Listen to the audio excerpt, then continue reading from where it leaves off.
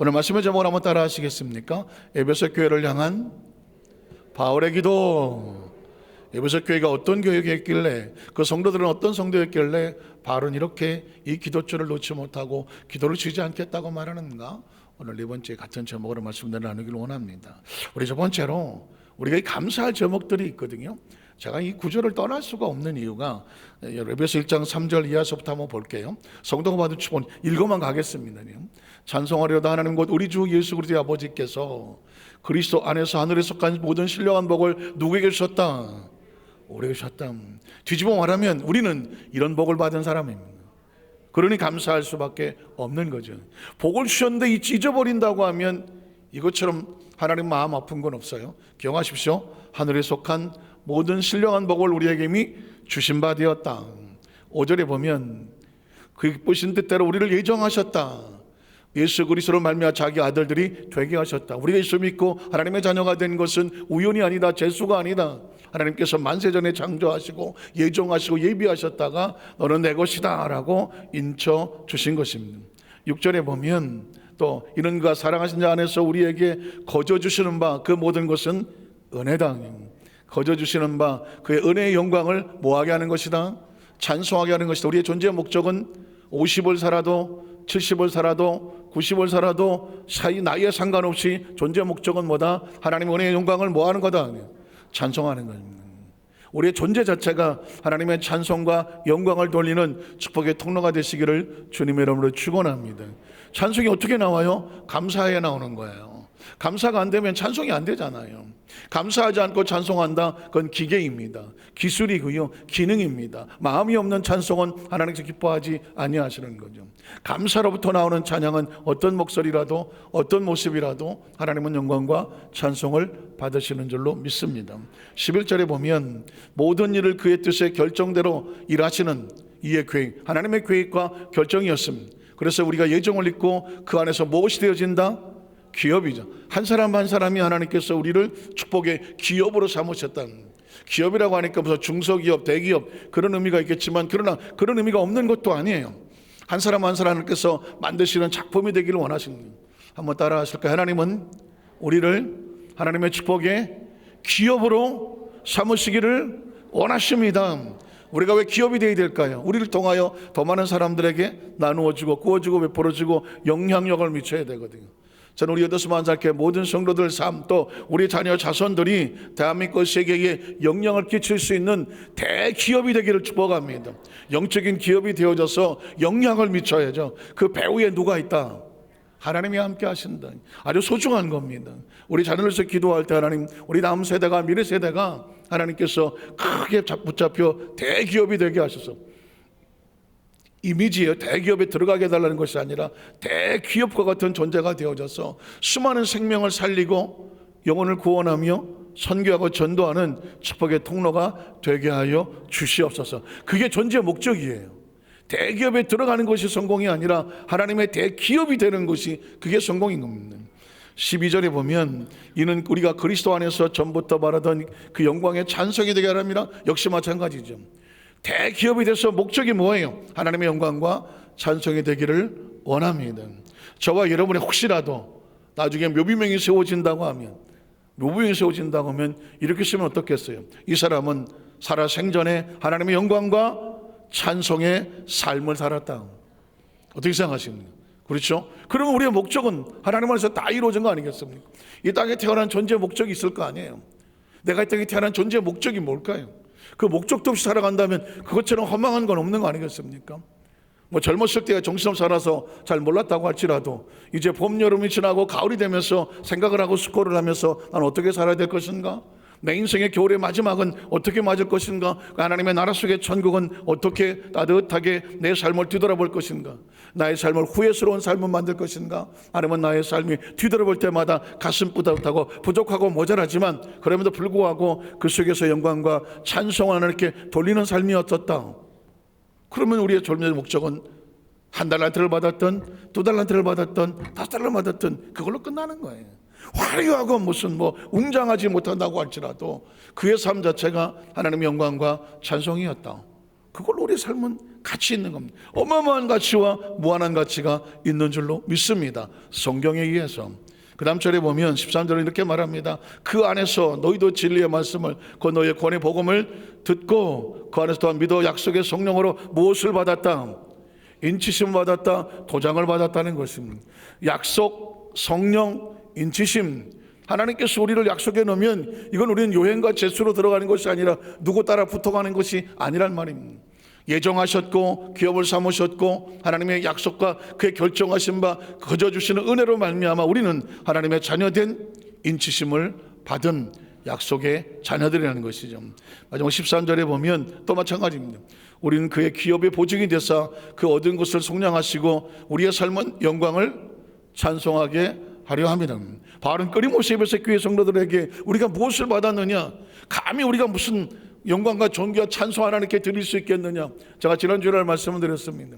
하나님께서 우리는 하나님을 위로로 삼지만 하나님 우리를 통해서 위로를 받으신다면 그 모진 시련과 그 모진 장애물을 뚫고 이 자리에 나와서 예배 가운데 하나님의 영광을 들리고 하나님께 예배하는 모습을 통해서 하나님 무엇을 받으신다? 우리를 통해서 위로를 받으시는 겁니다. 우리를 통해서 안위를 받으시는 것입니다. 우리를 통해서 마음의 기쁨을 얻으시는 것입니다. 기억하지 않습니까? 막 많은 사람들이 은혜를 입었다고 어쩌고 하지만 그러나 그 열문둥이 가운데 한 사람만 뒤돌아오면서, 여러분 왜 뒤돌아오는 거 쉽지 않아요. 그 평생을 문둥병으로 살다가 진짜 하나님 은혜로 고치를 받았어. 가장 먼저 생각나는 건 뭐예요? 가족 아니에요? 가족. 뭐 부인 결혼했다면, 자식, 아니면 자기를 피투성이로 조롱하고 욕하고 아유 그 집안에 하나님 앞에 저주받아서 쫄딱 망했대, 그 문둥병 걸려서 그게 뭐야, 조롱하고 비웃던 사람들, 그 사람들을 찾아가서 난 더 이상 문둥병자가 아니다, 그거 더 하고 싶잖아요. 이 기쁜 소식을 자기 부인과 자녀들에게 먼저 말해주고 싶잖아요. 그걸 꺾고 돌아서서 방향을 바꿔서 가장 먼저 해야 될 게 뭘까? 예수님 앞에 나와서 나를 치료해 주시고 내 인생을 바꿔주시고 내 운명을 바꿔주신 하나님 앞에, 그리스도 앞에 나와서 무릎 꿇고 영광과 존귀와 찬송을 먼저 돌린다? 쉽지 않아요. 9대1이에요 9대1. 9명은 돌아갔습니다. 9명은 돌아갔어요. 뭐하러 돌아갔을까요? 이유는 타당해요. 알리고 싶어서, 가족에게 알리고 싶고 형제들에게 알리고 싶고 동네 사람들에게 알리고 싶고 자신의 이 새로워진 인생을 자랑하고 싶고 증명하고 싶고. 틀린 말은 아니에요.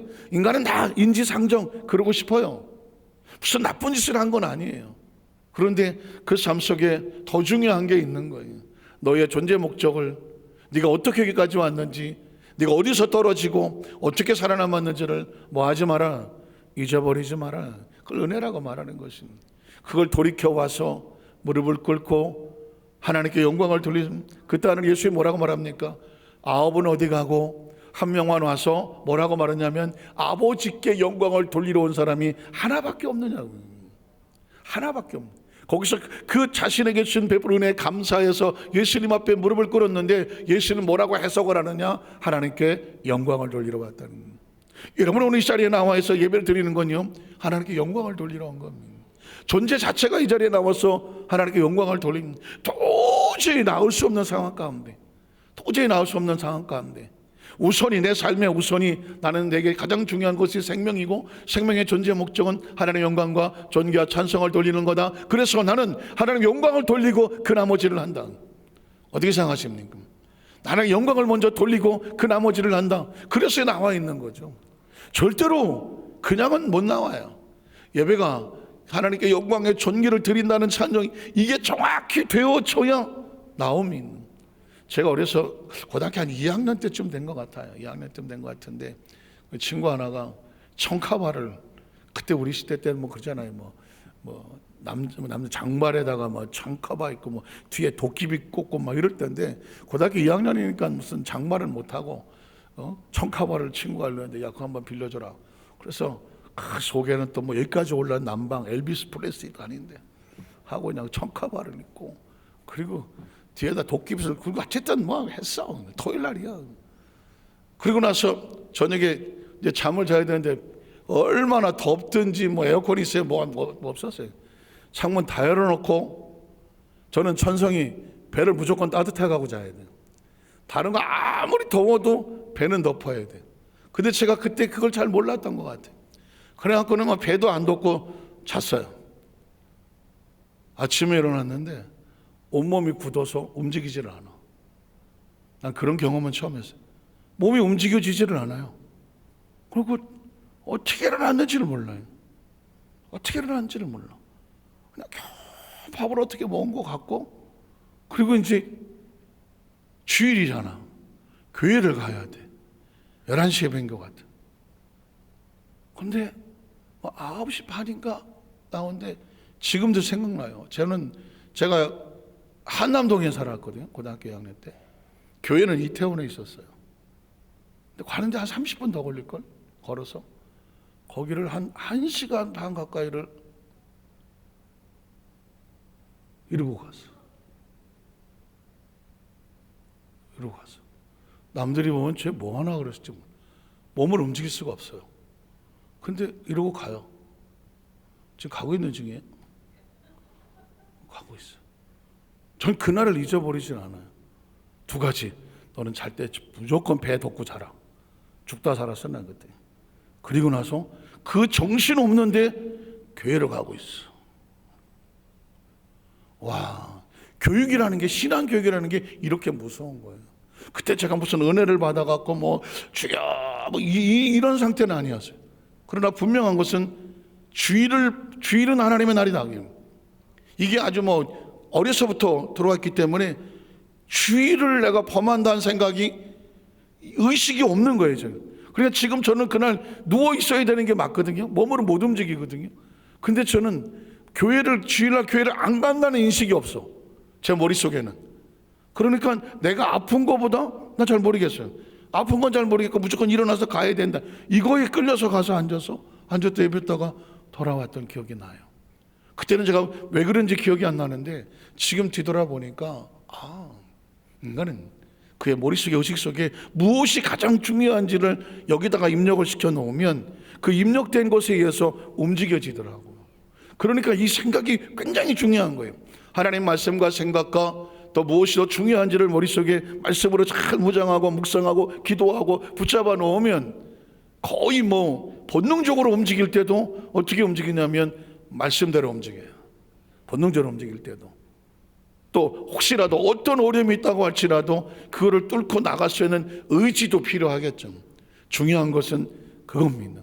저와 여러분의 존재, 지금 돌이켜보면 제 지나간 모습에 그 모습을 보면서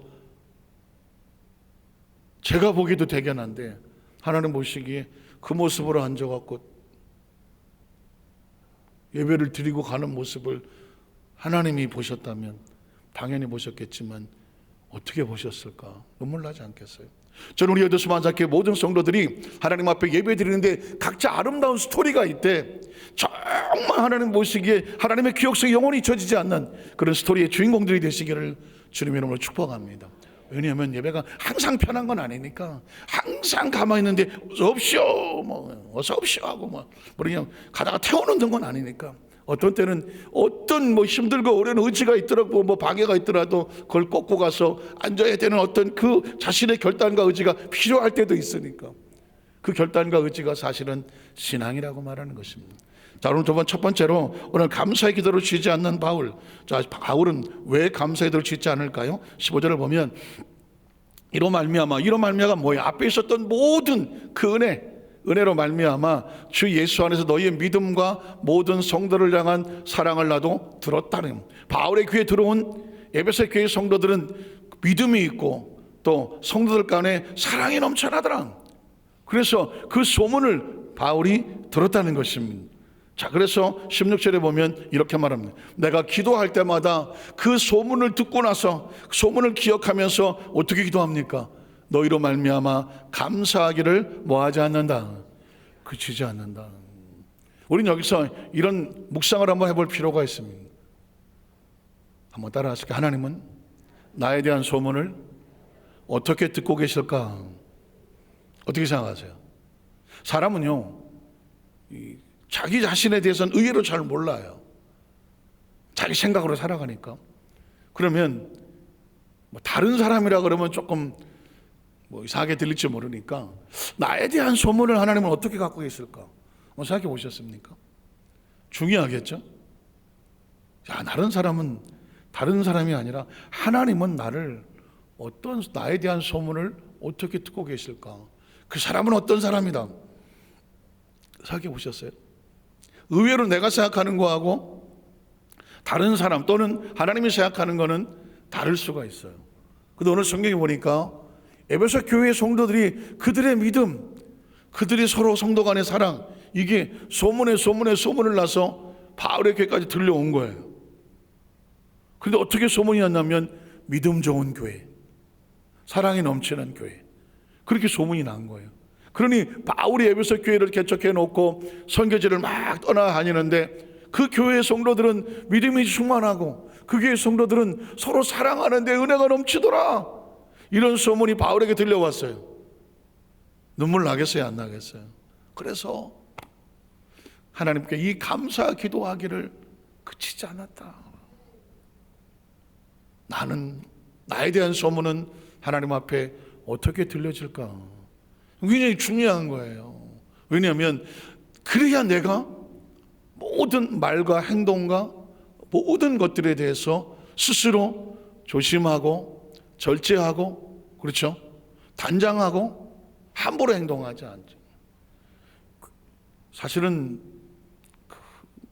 유교의 공저가 노노맹자 중형대학에서 사서 삼경을 쓰고 그 중국에서 공자가 전국을 다니면서 춘추전국 시대에 그 사람들에게 유교를 가르치려고 했었던 노력이 뭐냐면, 중국이라는 나라가 원체 땅이 크잖아요. 민족도 어마어마한데 수많은 민족들이 섞여서 그냥 이러고 살아갔을 때 이 공자가 전국을 돌아다 보니까 개판인 거야. 왜? 도덕이 없어. 윤리도 없고 질서도 없어. 그냥 춘추 전국 시대면 16개 나라가 있고 그전엔 더 부족도 많거든요. 그러니까 진나라가 우리가 우리 뜻식대로 해, 제 나라 마음대로 해, 진초 재현 제나라 연나라 현나라 위나라 각자가 그냥 다 옳다고 말하는 거예요. 그리고 각자 자기 식대로 살아가는 거예요. 그러니까 갈등과 상처에다가 그냥 도덕이고 윤리고 아무것도 없어 버리니까 공자가 다니다가 이건 인간이 아니라 이건 짐승 같은 삶이다 그러면서 인간이란 어떻게 살아야 되느냐 하면서 이제 나오는 단어가 군신유의, 임금과 신하 사이에는 의가 있어야 된다. 그리고 남녀 간에는 부부가 유별하고 친구 간에는 의리가 있어야 되고 신의가 있어야 되고 부모 자식들 가운데는 친밀함이 그러면서 사사삼경이 보통 인간은 이래야 된다 모든 관계들을 다 정해놓은데 목적은 뭐냐면 사람다워라. 너희가 짐승하고 뭐가 다르냐, 하고 싶은 대로 말하지 말고 하고 싶은 대로 행동하지 말고 너 좋다고 다른 사람 불편한데도 그냥 막 갖다 대지 말고 인의예지신 어질고 참고 예를 지키고 피차 서로 알고 그러면서 신의를 지키면서 그렇게 소중하게 살아라는. 그래서 예의를 굉장히 따지는 거예요. 예의를. 그러니까 피차간에 예의를 지켜줘야 서로를 존중해야 서로 상처를 주지 않거든요. 그런 면에서 이 공자는 이 유교를 만들어서 인간과 인간과의 관계에 있어서 지켜야 될, 물론 과거 옛날에 이제 무슨 남자들이 좀 너무 남아 선호상 있을 때에 무슨 남녀가 유별하고 칠거가 지하기 이런 잘못된 풍습이 있기는 하지만 어쨌든 간에 인간 대 인간의 존재적으로 서로를 조심스럽게 잘 예의 있게 갖춰 지켜 나가라고 하는, 이건 굉장히 중요한 거예요. 그리고 이 중국 역사를 보고 또 기록을 보면 이 중국 사람들은 하늘을 아주 무서워했어. 하늘을 소중히 여겼어. 그래서 식 사람들은 왕을 갖다가 천자라고 부르는, 천자, 하늘의 자식이라고 부르는, 하늘에 내가 부르심을 받고 내가 이 나라의 천자고, 무슨 일만 있으면 어디다가 물었느냐? 단을 쌓고 하늘에다 물었어. 그래서 그런 의미에서 보면 그들이 하나님을 섬겼다는 건 아니지만 하늘을 소중히 여겼던 것만은 사실. 맹세를 할 때도 하늘에다가 맹세를 하면서 뭔가 잘못하면 내가 하늘에 벼락이 떨어질 거다 두려울 줄 알았어요. 하늘을 두려워하는 사람이 함부로 살겠습니까? 공산주의가 들어와서 막 엉망진창을 만들어놨지만은 어쨌든 간에 이런 것처럼 사실은 이 땅에 우리는 두 가지 관계가 중요하죠. 하나님과의 관계가 중요하고 사람과의 관계도 아주 중요한데, 어쨌든 하나님과의 관계도 하나님께 소문이 날 것이고 인간과의 관계도 분명히 소문이 날 것이에요. 그 사람이 어떤 사람이다, 그냥 중요하죠. 다 아시는 얘기겠지만 누군가 나에 대해서 쓸데없는 오해를 하고 누군가 내가 다른 사람에게 상처를 주며 그 사람 힘들어 가까이 하지 마 라고 누군가가 그 사람을 경계하게 만든다면, 나는 다른 사람에게 잘한다고 하고 있지만 다른 사람들이 볼 때는 그 사람을 아주 위험하게 조심스럽게 힘들어하고 가까이 하기 힘들어하고 이런다고 하면 이거는 세상에서도 힘든 건데 크리스천의 공동체에서는 아주 조심스럽게 자신을 돌봐야 되죠. 어떤 이유든지 크리스천은요 생명을 살려야 돼요. 얘기가 나왔으니까 은사가 좀 다르기는 해요. 서로 피차간에 이해할 때 상담하게 접근하는 것 중에 하나가 은사가 좀 다른 게 있는데, 혹시 기억하십니까? 어느 식당에서 어떤 사람이 종업원이 음식을 나르다가 그만 미끄러져서 접시를 떨어뜨렸어. 순간 식당 안에 사람들이 다 쳐다보지 않겠습니까? 그러면 예언의 은사가 있는 사람은 이렇게 말합니다. 네, 그럴 줄 알았어. 오늘 보니까 좀 사람이 좀 맹하니 접시를 들고 다니는 거 보니까 네, 그럴 줄 알았어. 나는 예언의 은사가 있다. 그럴 줄 알았어 그런단 말이에요. 이 말은 그 사람에게 도움이 됩니까 안 됩니까? 도움이 안 됩니다. 네, 그럴 줄 알았어. 또 어떤 사람은 가르치는 은사가 있습니다. 그거 봐, 종업원이 말이야 음식 똑똑히 변변치 못하게 왜 그렇게 가고 돌아다녀? 좀 잘해야지. 이게 뭐야? 가르칩니다. 이미 다 벌어졌는데 나는 가르치는 은사가 있다. 이 사람이 지금 이 사람한테 도움이 됩니까 안 됩니까? 도움이 안 되죠. 근데 어떤 사람은 쫓아가서 아이고 어디 안 다쳤냐고 그러면서 이 종업원을 이렇게 세웁니다. 어디 안 다쳤는지를 좀 살펴봅니다. 어디 피라도 나고 그랬으면 빨리 저 비상약품 가져오라 해서 좀 닦아주고 자리에, 얼마나 놀랐겠어요. 자리에 앉혀줍니다. 이건 봉사의 자세가 있는 거죠. 어떤 상황이 있을 때 물론 종업원이 잘못됐어요. 내가 그럴 줄 알았어. 이게 똑바로 해야지. 이렇게 걸으면서 서빙은 이렇게 해야지. 가르치는 은사도 중요하겠죠. 지금 이 사람한테 필요한 건 뭐예요? 봉사해 준 사람 필요. 누군가 와서 빨리 수습을 해주고 상처를 치료해주고 자리에 앉혀주는 게 필요하겠죠. 그 와중에 어떤 사람은 또 이렇게 말합니다.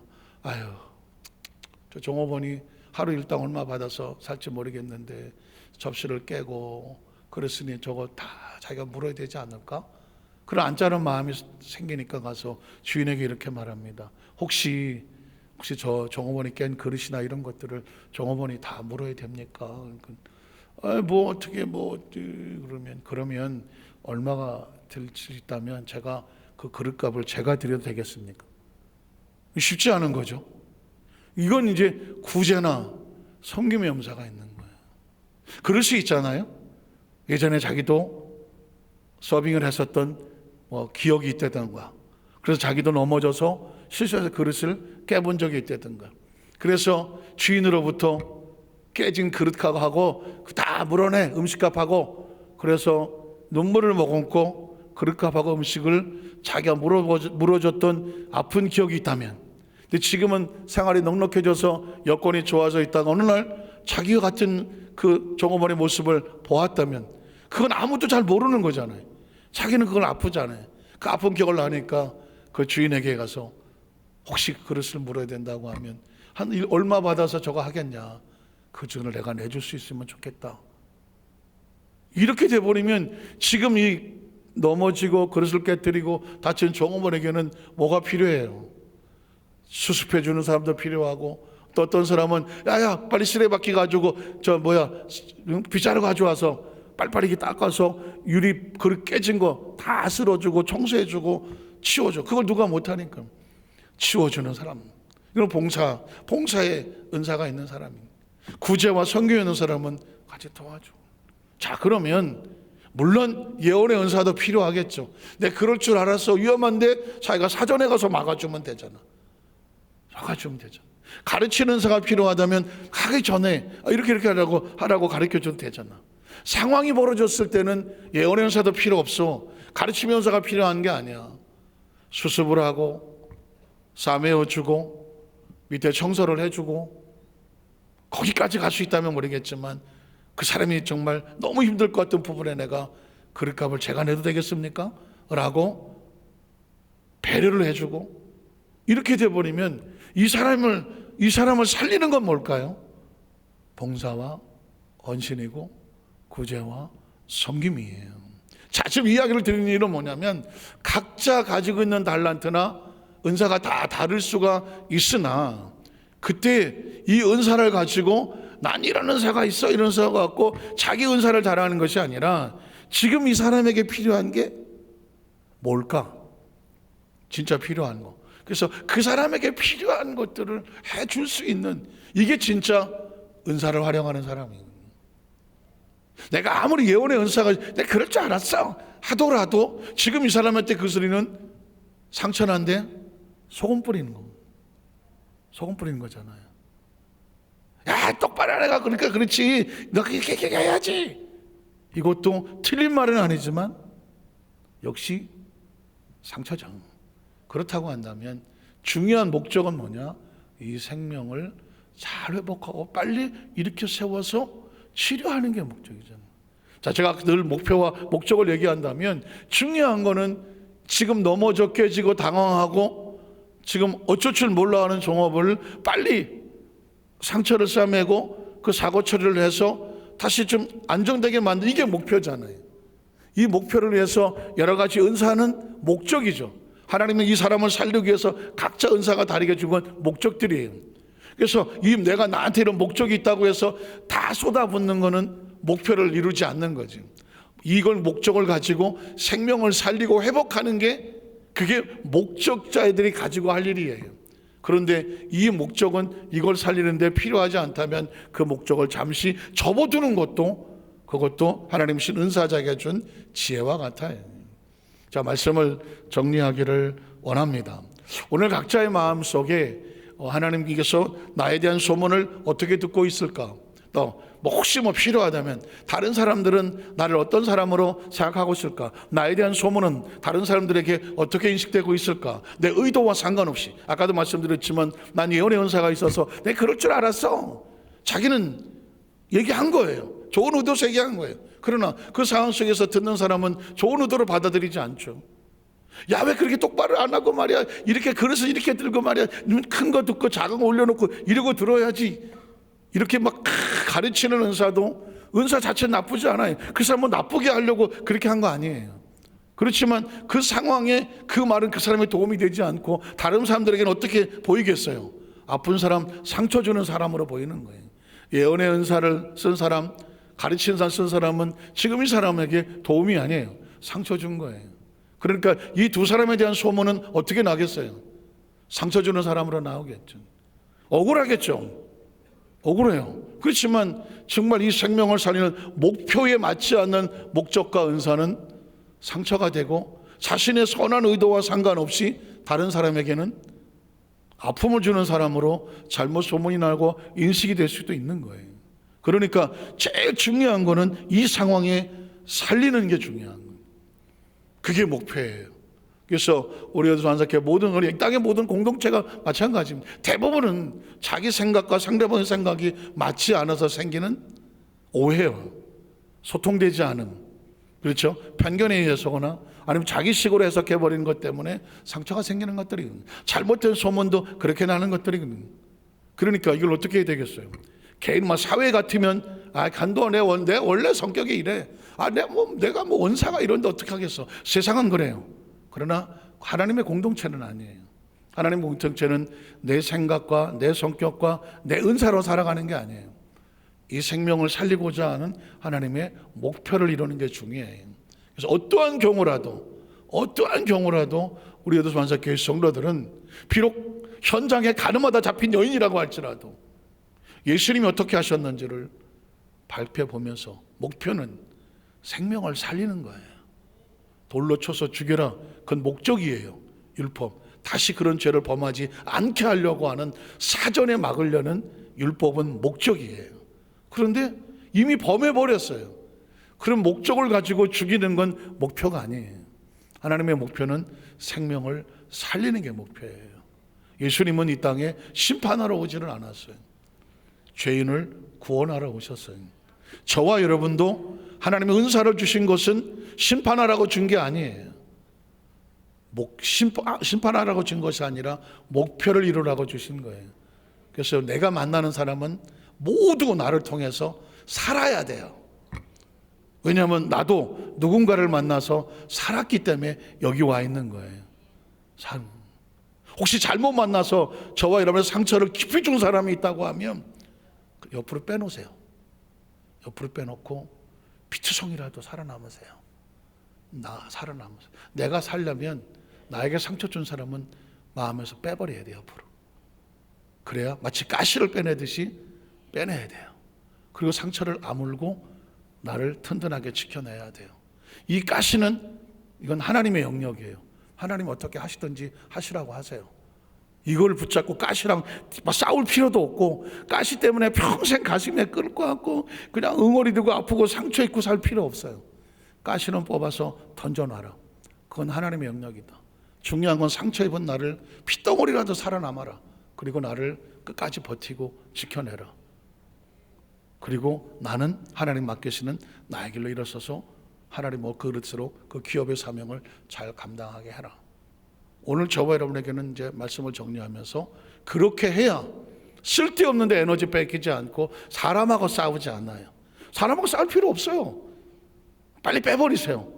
보통 상처 입은 사람은 가시를 가슴에 끌어안고 이거를 자기가 계속 눌러요. 계속 눌러. 아이고 아파, 아이고 아파, 아이고 아파요. 아유 저놈이 가시 빼버리세요. 던져버리고 나는 하나님만 바라보고 하나님만 회복을 보고 나는 다른 사람을 살려. 내가 가시가 되지 않고 난 다른 사람 살려야 되겠어. 나를 찾아오는 사람들을 살려내고 또 살려내고 그렇게 해서 세월이 지나다가 보니까 나는 가시에 찔린 적이 있지만 그 아픔이 있지만 그 가시와 싸우더라고 시간과 정력을 낭비하지 아니하고 아픈 상처를 은혜로 빨리 회복을 하고 나는 내가 만나는 사람에게는 그 사람을 살리는데 나의 삶을 살겠다. 먼 날 돌이켰을 때 나를 만났던 사람들이 나를 통해서 상처 입은 사람들이 더 많이 살아나고 집사님 때문에 권사님 때문에 장로님 때문에 목사님 때문에 아유 전사님 때문에 뭐 누구누구 때문에 내가 그때 정말 힘들었는데 내가 다시 살아났어요. 그런 소문이 하나님의 나라에 우리 공동체 간에 충만하시기를 주님의 이름으로 축원합니다. 기도하겠습니다. 하나님 아버지 감사합니다.